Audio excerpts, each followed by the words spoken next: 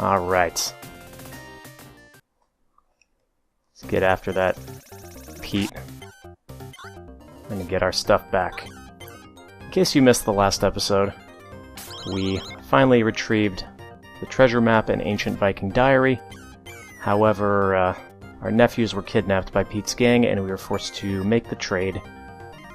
Given the choice again, well, honestly, I might decide to stick with the map and diary, but looking at it from a different perspective, I guess we did need the nephews to fly the plane, so... Either way, it doesn't really matter. We're gonna go get our stuff back. Now, this level is quite a bit more difficult than the preceding ones. In fact, what you'll notice is that it actually combines a lot of the mechanics from the previous levels. Sort of like those levels were teaching you how to use the mechanics in the first place, and this one is all about putting everything together to clear a more difficult section. Now, if one was feeling particularly complimentary, one might say that that's a good bit of game design. And I would be inclined to agree. As a matter of fact, playing through this game has sort of made me think about how the 16-bit era really kind of was the golden age of licensed games. If you think about it, a lot of those mascot character games or movie licensed titles, a lot of those were really, really good. I mean, we're counting like this game. As far as movie license games go, like the Jurassic Park games on the Genesis, those were really good. Some of the best on the system, in fact. And it's kind of weird to think about when nowadays, if you see that something's a licensed game, you're pretty much gonna assume it's garbage, because that, well, most of them are. I'd be hard-pressed to name a licensed game from recent memory that was at all worth playing. And it got me thinking, you know, there's an extra life down there, but I don't need it, so we're just gonna skip it. Come on. Anyways, it got me thinking, why is that exactly? I don't know exactly how the differences between the way that publishing and developing worked back then versus today, but I got two theories that are in fact opposites of each other. So the first possibility is that back then these companies, we're talking Disney, Nickelodeon, whatever, DreamWorks, all had their own in-house studios, and I think this is more the case. Also, screw elevators, I have plungers, that's what I always say. Anyways, they had their own in-house studios, which basically means, you know, better quality control. You're actually creating the product so you can better control what is actually in it. Anyways, this is a boss fight now. Oh, I suppose that would be too easy, wouldn't it? If you defeat me, I'll give you the map and diary. Okay, sounds good.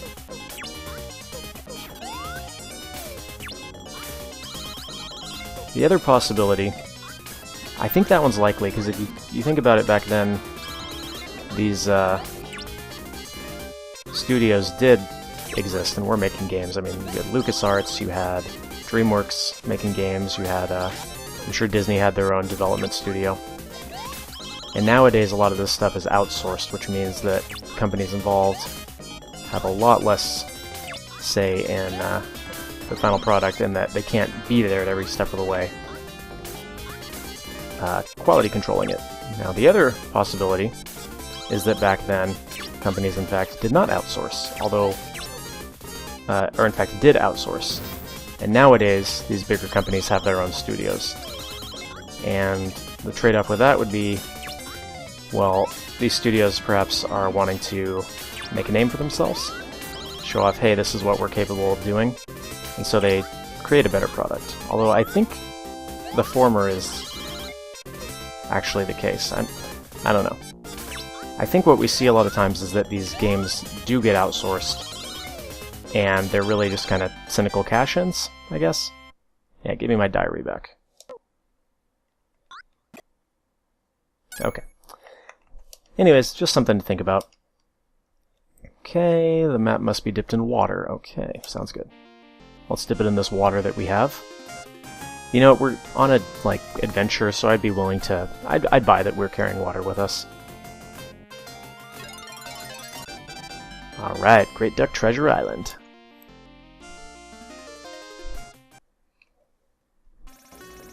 So, if you thought the previous level was difficult, well, I've got news for you.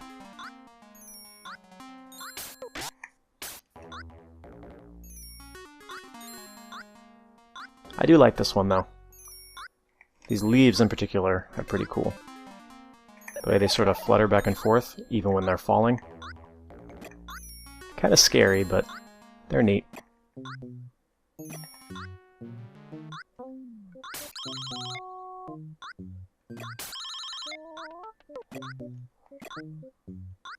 Alright.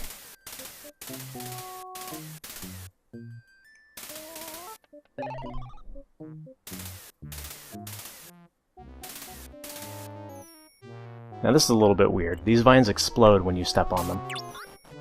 But, well, screw exploding vines, I have plungers, that's what I always say. Somehow this has turned into the running gag of the series, and while I can't say I'm completely sold on the idea, there's been worse. Alright. Huh. Still got hit by it.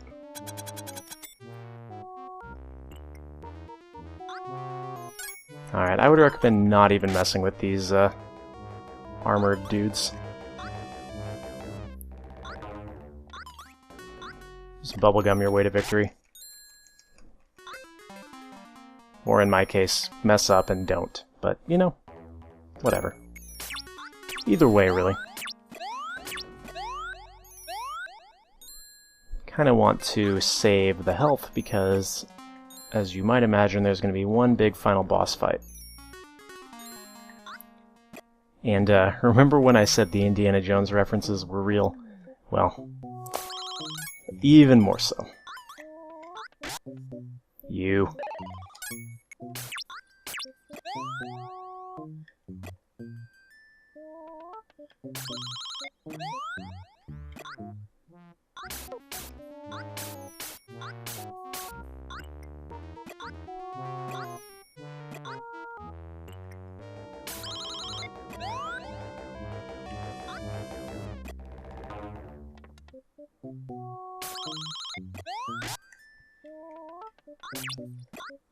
Ooh, I'm losing quite a bit of health here. It's not really the best situation to be in.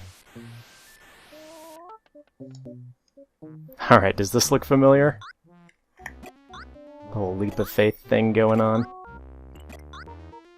I'm gonna be honest, this part terrifies me to this day. Ugh.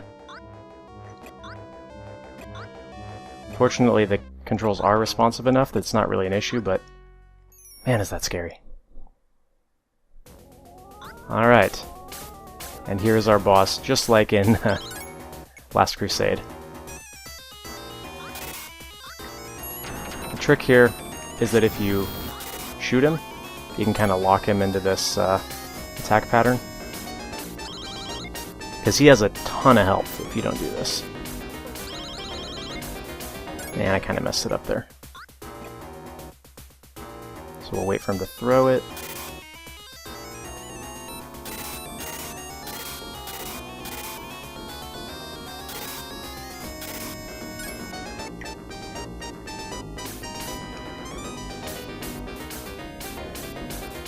Yeah, we'll keep attacking.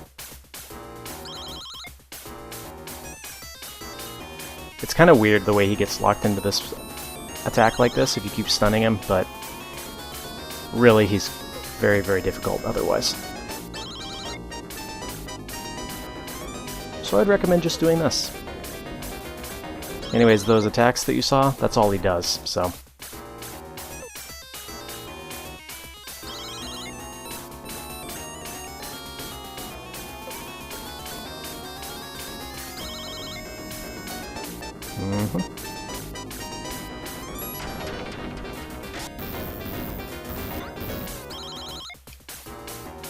Things are getting tense up in here.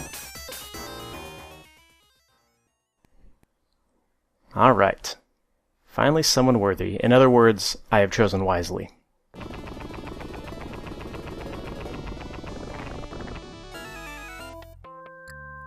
And that's the treasure, huh?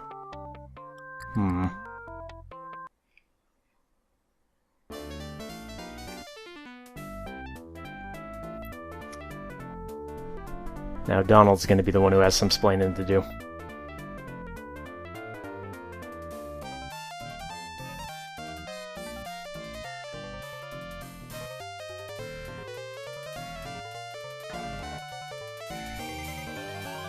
Oh.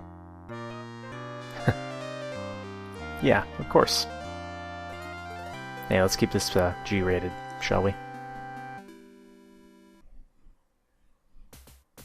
Alright, everybody. So that was QuackShot for the Sega Genesis. One of my favorite games, really. All in all, just really well put together. If you want to check this game out, there is not an HD remake or a current version of this game anywhere as far as I know. So hop on eBay, hop on Amazon, or hop on the internet and check it out. It's well worth your time. I think that's pretty much it, so hopefully you guys enjoyed. It's a nice quick little series. I think the game takes about an hour to complete. And yeah, thanks for watching. I will leave you with the credits. Till next time.